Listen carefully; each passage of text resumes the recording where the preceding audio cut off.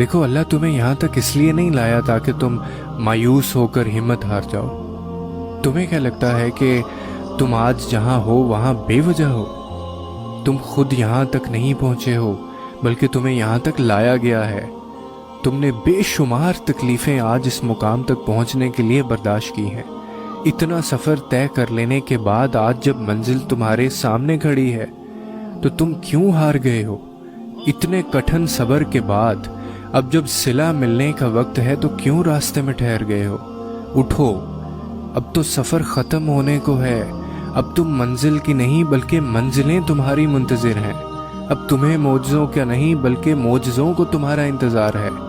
اب کن تمہاری ایک آخری دعا کا ارادہ باندھے ہوئے ہے کہ یہاں تم مانگو اور وہاں تمہیں منہ سے نکلی پہلی فریاد پر نواز دیا جائے۔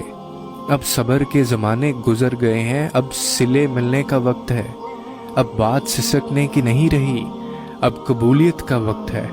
اب مسافتیں ختم ہونے کو ہیں، اب آنسوؤں کے مسکراہٹوں میں بدلنے کا وقت ہے۔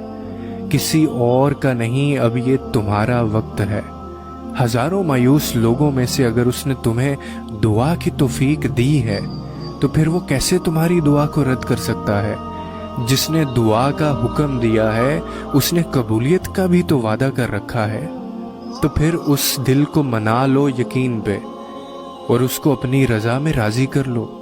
اگر اس نے راضی نہ ہونا ہوتا تو وہ تمہیں کبھی بھی منانے کا اشارہ نہ دیتا، اور وہ یقیناً تمہیں وہ سب دینے والا ہے جس کے لیے تم راتوں کو اٹھ اٹھ کر رویا کرتے تھے۔